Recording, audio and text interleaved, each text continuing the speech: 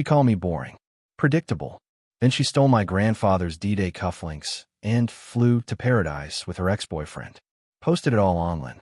I'm a defense contractor who spent 30 years planning for contingencies. She wanted excitement. I gave her a federal investigation and got my family heirlooms back. My name is David Crane. I'm 57 years old, and I spent 32 years working in defense logistics before transitioning to private consulting. I've coordinated supply chains through 3 war zones, managed classified shipments across hostile borders, and learned one fundamental truth. Chaos doesn't announce itself with sirens. It arrives quietly, wearing familiar clothes, smiling at you over morning coffee. That Tuesday started ordinary enough. I was in my home office reviewing a contract proposal when my phone buzzed. A text from my niece, Sarah. "Uncle David, you might want to check Jen's Instagram before it disappears." My stomach dropped before my brain caught up. I opened the app. There she was. Jennifer, my wife of 30 years. Poolside at some Bahamas resort I definitely hadn't paid for, wearing a white bikini I'd never seen. Her head rested on the shoulder of a man whose face I recognized immediately. Ryan Mitchell. Her college boyfriend. The one she'd called the biggest waste of my 20s at our 20th anniversary dinner. His sunglasses sat perched on her head like they belonged there.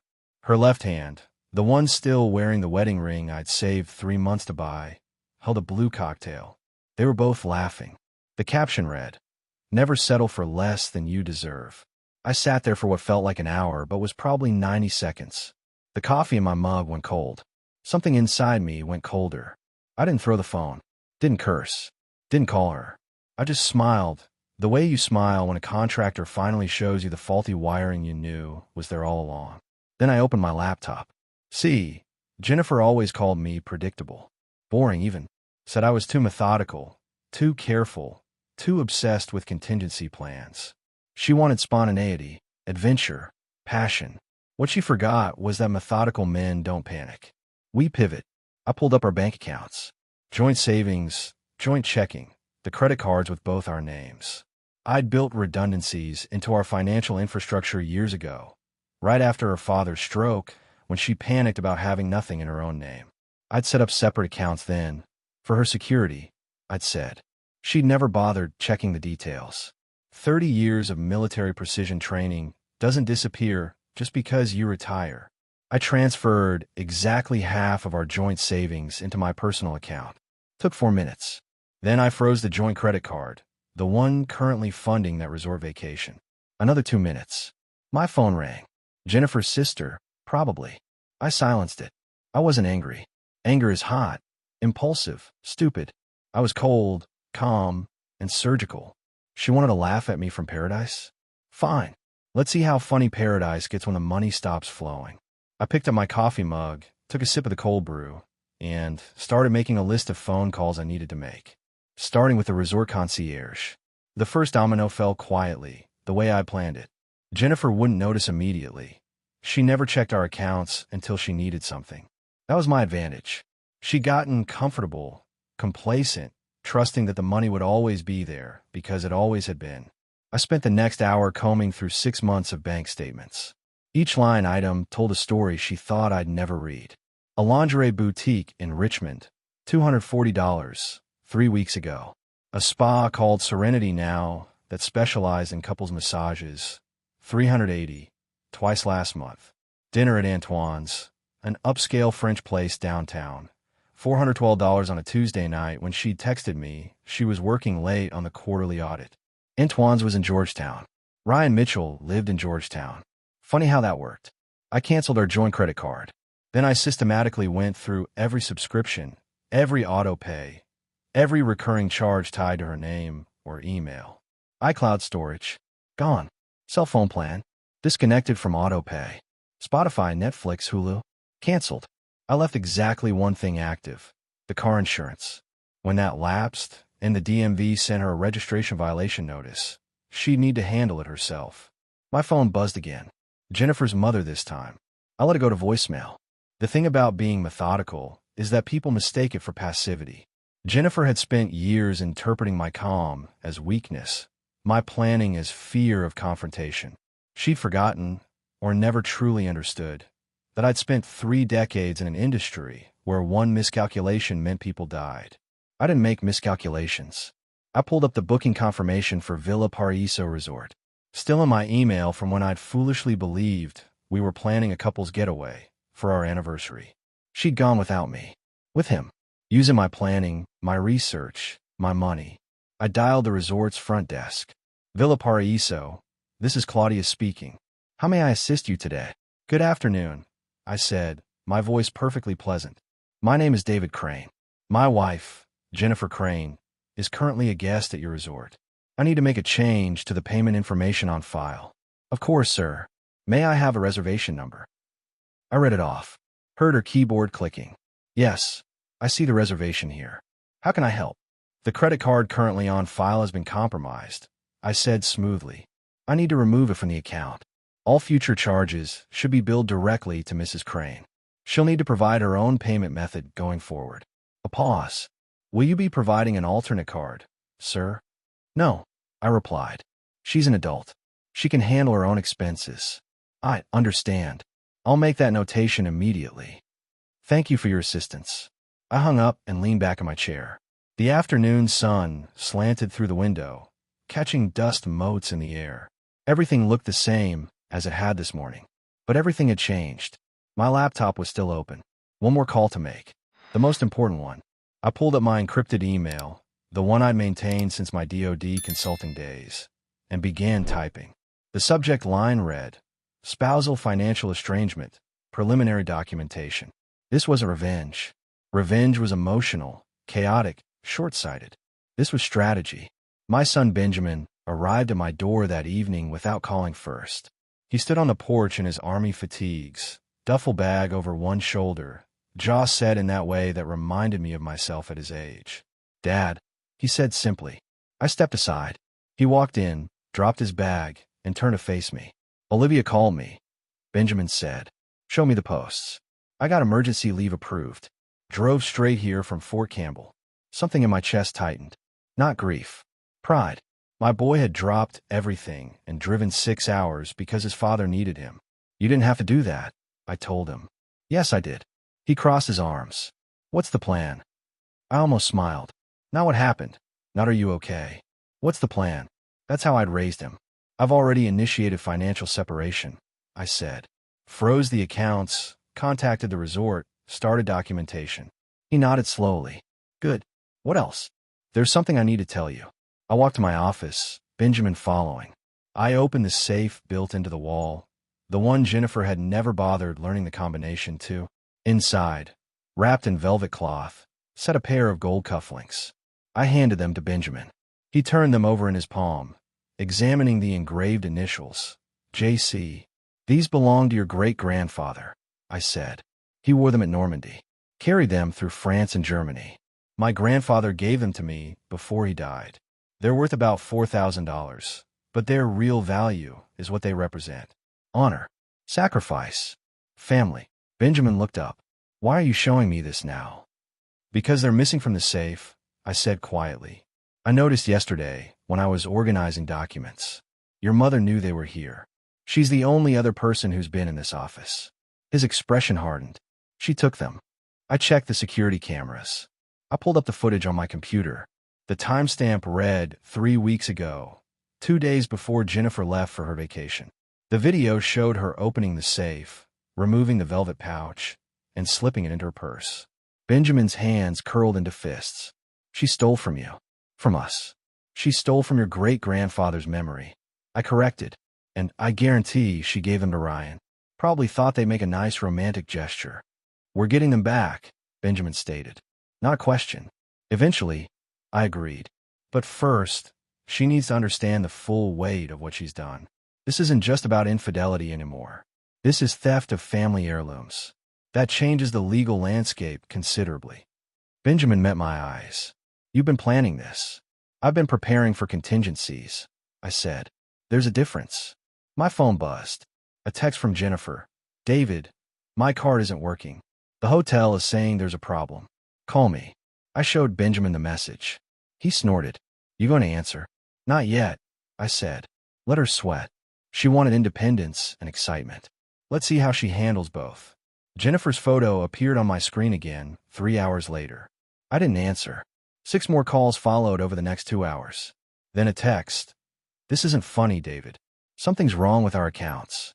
Benjamin sat across from me at the kitchen table, sipping coffee.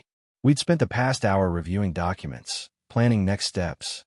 My daughter Olivia had arrived an hour ago, her paralegal training immediately put to use organizing financial records. She's panicking, Olivia observed, reading over my shoulder. Good, Benjamin said flatly. Another text came through. David, please. I need you to call the bank. There's been some kind of mistake. Olivia looked at me. Are you going to respond? Not to her, I said. I opened my laptop instead and pulled up the chat logs Jennifer didn't know I had access to. Her iCloud backup still synced to the family account, another thing she'd never bothered checking. The messages between her and Ryan went back 4 months. I scrolled through them, my face expressionless even as my children read over my shoulders. Can't wait to show that boring old man what he's missing, Olivia read aloud, her voice shaking with anger. She wrote that. About you.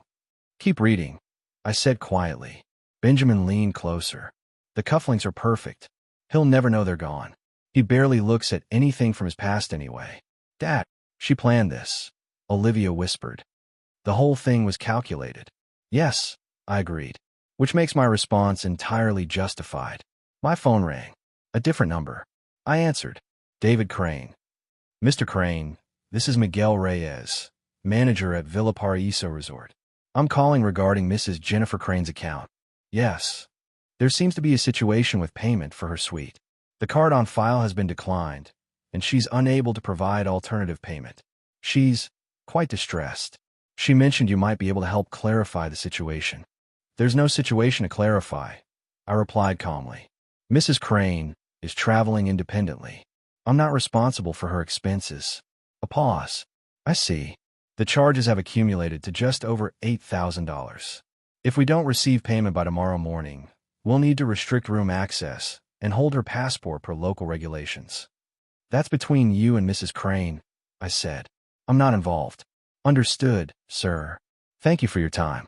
I hung up. Benjamin was grinning. They're going to hold her passport.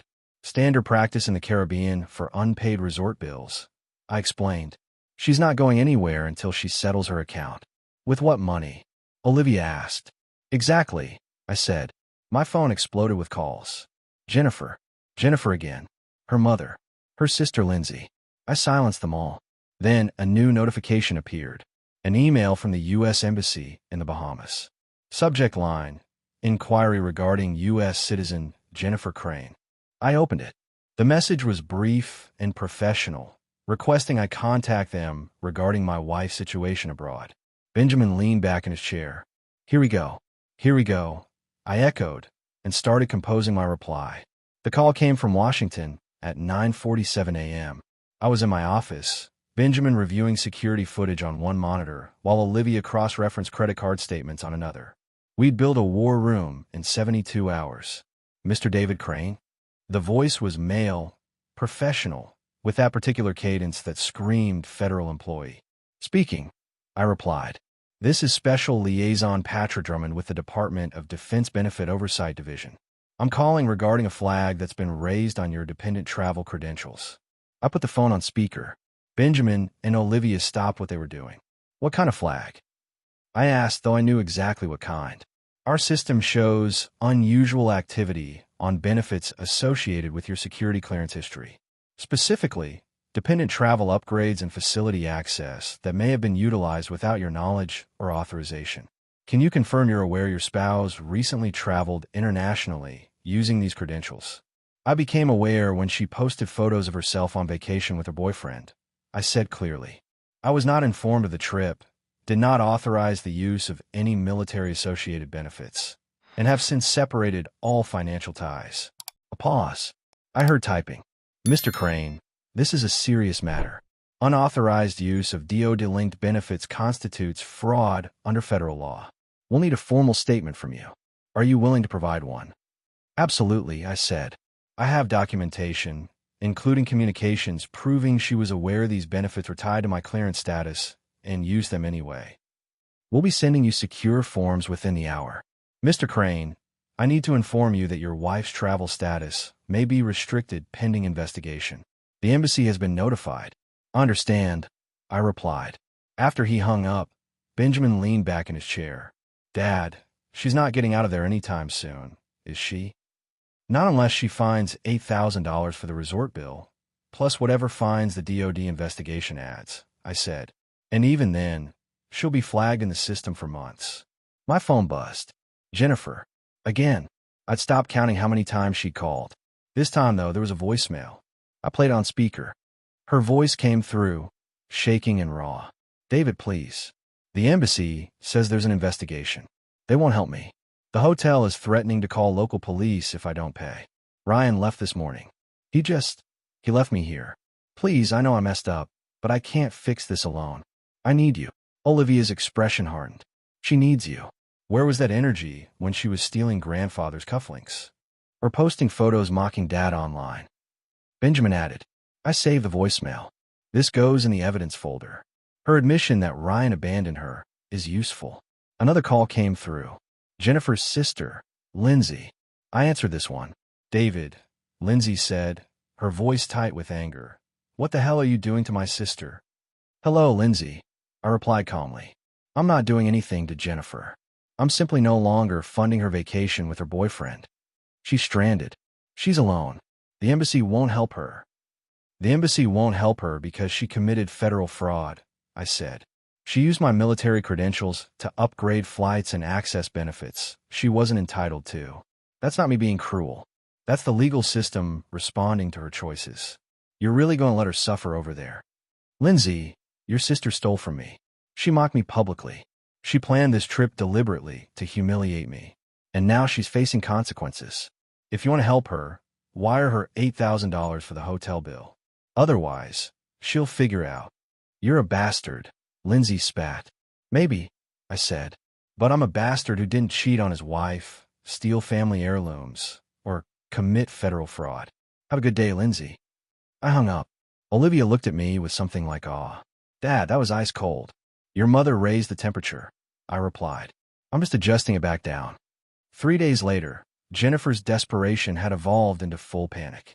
The resort had moved her to a smaller room with no ocean view, apparently standard practice for guests with unpaid balances.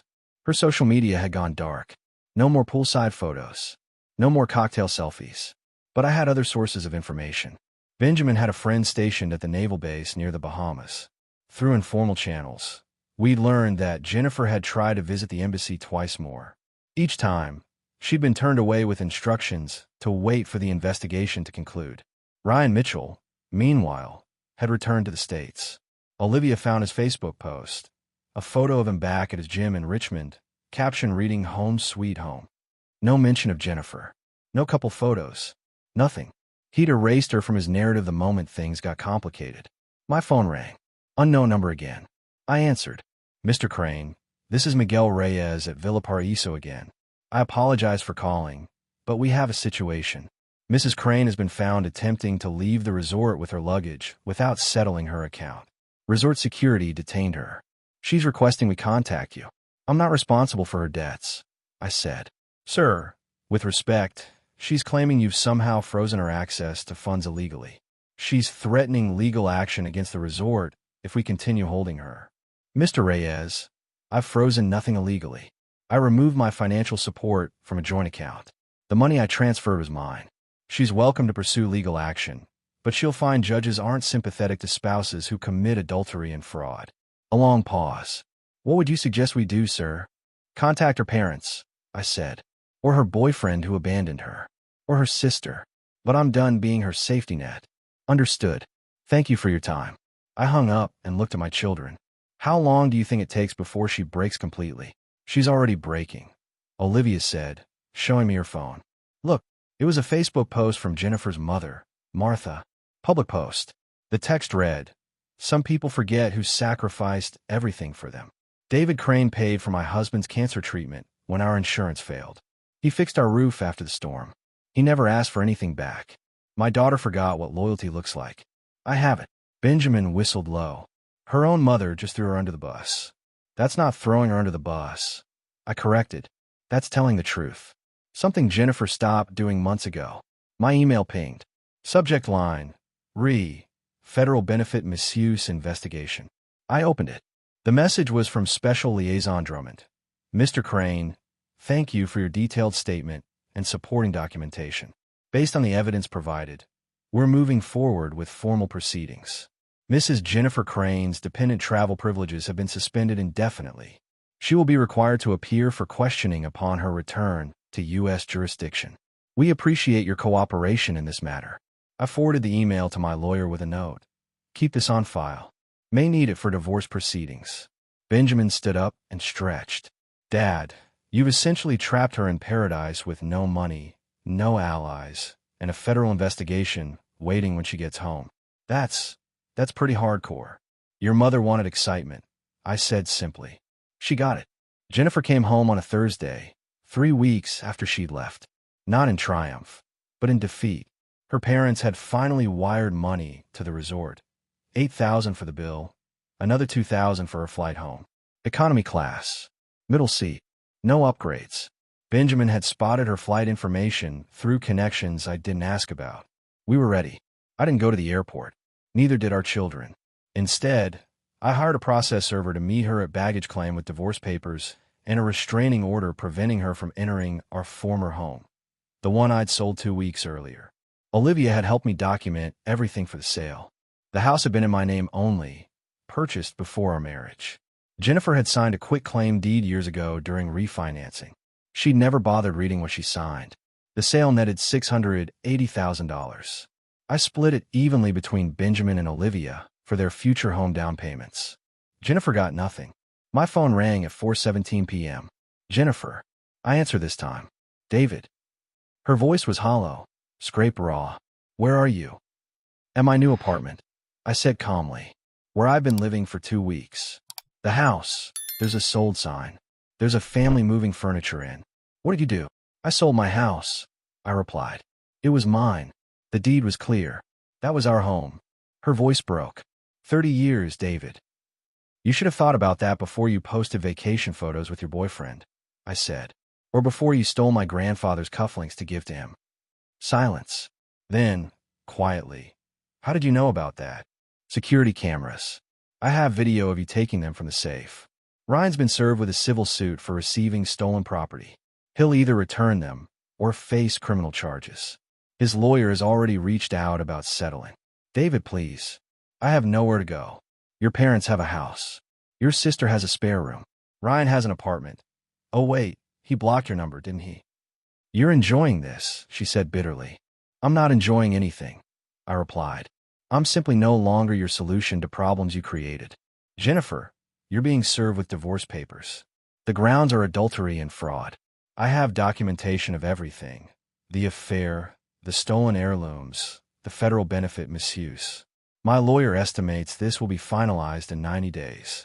You should get your own attorney. With what money? She screamed. You took everything. I took what was mine. I corrected. The joint accounts were split legally. The house was mine. The benefits you abused were mine. You still have your car, your personal belongings, and whatever Ryan bought you before he realized you were a liability. I hate you, she whispered.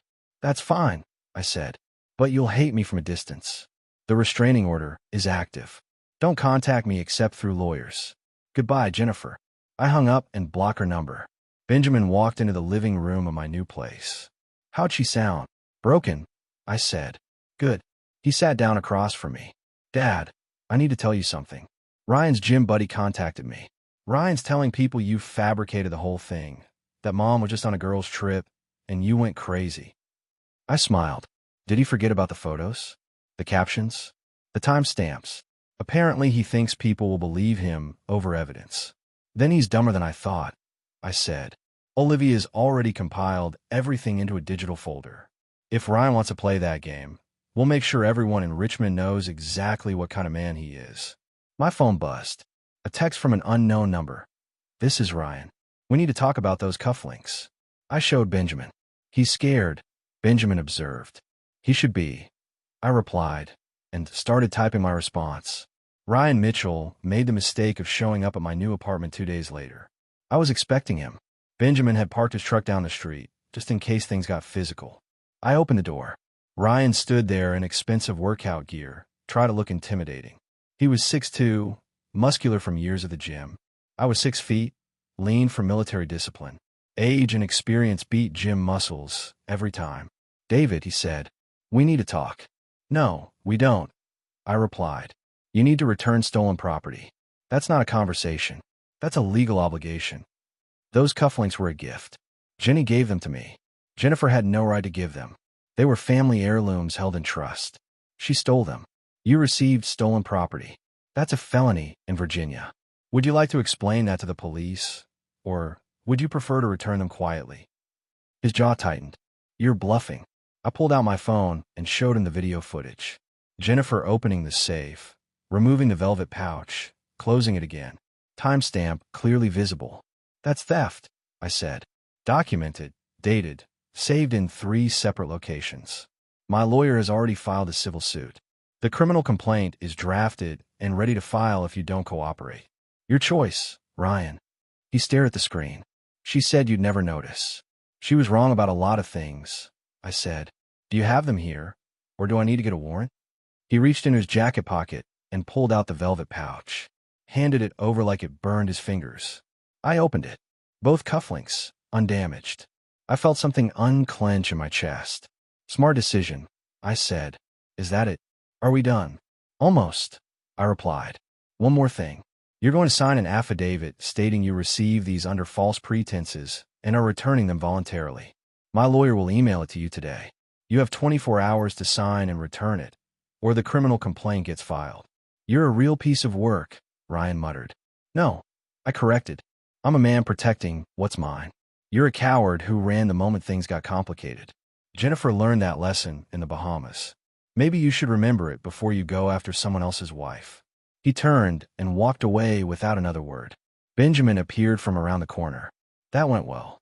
Better than expected," I agreed, holding up the pouch. "These are going in a safety deposit box. No one touches them again." We walked back inside. Olivia was waiting with her laptop. "Ryan just posted on Facebook," she said, turning the screen toward me.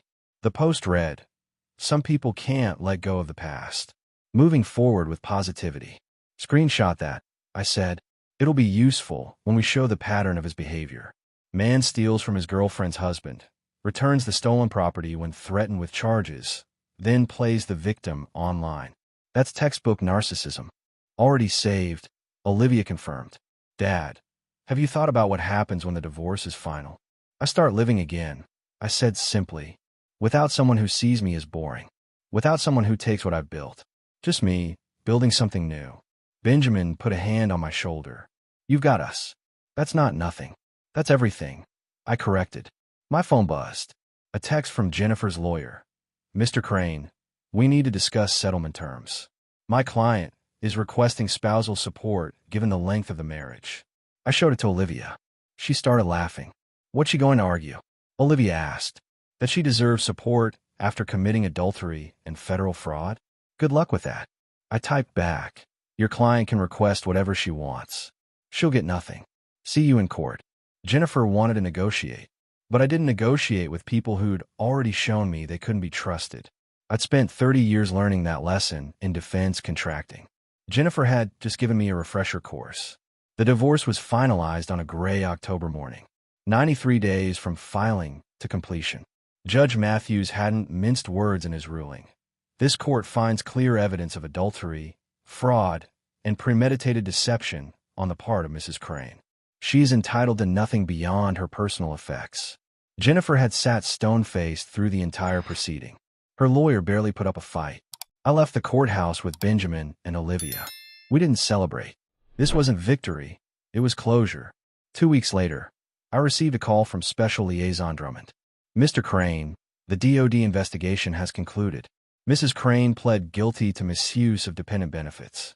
She's been fined $12,000 and placed on a federal watch list. She won't be able to use military facilities or benefits ever again." "Thank you for the update," I said. "Mr. Crane, off the record, you handled this better than most people would have. You documented everything, stayed calm, and let the system work. That takes discipline." "I had good teachers," I replied. What he didn't mention was that Jennifer had also lost her job. Her employer had quietly let her go after the federal conviction became public record. News traveled fast in small professional circles. I heard through mutual acquaintances that she was living in a studio apartment on the edge of town, working retail. Ryan had blocked her on everything. Her parents spoke to her, but relationships were strained. I felt nothing about it. Not satisfaction, not pity, just absence. My phone buzzed. A text from Sarah, my niece. Uncle David, I'm proud of you. Grammy would have been too. My grandmother had raised me after my parents died. She taught me that dignity wasn't about never falling. It was about how you stood back up. Jennifer had tried to knock me down. I'd stood up and walked away instead. I looked at the cufflinks on my dresser, back in their velvet case in a new safe. My grandfather's legacy, preserved. Benjamin would inherit them someday, then pass them to his own children. Some things were worth fighting for. Some people weren't. Jennifer had taught me to know the difference. Spring came early that year. I was on my back porch, watching my neighbor's kids play basketball, when Olivia pulled into the driveway. She wasn't alone. The woman with her was maybe 50, with kind eyes and gray streak hair, pulled into a loose bun. She wore jeans and a cardigan and carried a casserole dish. "Dad," Olivia called. "This is Dr. Andrea Sullivan. She works at the hospital with me, cardiology department." "Andrea, this is my father, David." Andrea extended her hand. "Olivia's told me a lot about you, Mr. Crane. All good things, I promise." Her smile was genuine. No agenda behind it. No calculation. Just warmth. "Call me David," I said. "And thank you for the casserole, though you didn't need to bring anything." "Old habit," Andrea replied. "My grandmother always said never show up empty-handed." We talked for an hour on that porch. Andrea was a widow. Her husband had died 4 years ago from a heart attack. She had 2 grown sons, both teachers. She liked hiking, old movies, and terrible puns. She laughed easily and listened carefully. When I mentioned my consulting work, she asked intelligent questions. When I talked about my kids, she smiled like she understood exactly what I meant. After she left, Olivia lingered. "She's nice, isn't she?" Olivia asked carefully. "Very nice," I agreed. "She's been through something similar. Her husband wasn't unfaithful, but she understands loss." I thought, maybe you two could be friends. I looked at my daughter. "You're matchmaking?" "I'm introducing 2 good people who deserve good things," Olivia corrected. "What happens after that is up to you." Benjamin's truck pulled up. He joined us on the porch, and I told him about Andrea. "Dad dating again?" Benjamin grinned. "About time." "I'm not dating," I protested. "I met her once." "But you liked her," Olivia pressed. I thought about Andrea's laugh, the easy conversation, the lack of games or pretense. "Yeah," I admitted. "I did." "Then call her," Benjamin said simply. So I did. We met for coffee the next week. Then dinner. Then a hike through Shenandoah. Andrea didn't need me to be exciting or spontaneous. She appreciated steady. She valued consistent. She saw methodical as a strength, not a flaw. 8 months after Jennifer posted those photos, I stood at a lookout point in the Blue Ridge Mountains with Andrea beside me. The valley stretched out below, endless and green. "Beautiful, isn't it?" Andrea said. "It really is," I agreed. She took my hand. Not possessive, just present. Just there. I'd spent 30 years with someone who saw me as a safety net, a backup plan, a stable option while she looked for better. Andrea saw me as a choice, one she made every day, deliberately and happily. That was the difference between settling and choosing. Jennifer never understood that. Andrea did. And for the first time in years, I felt like I was exactly where I belonged.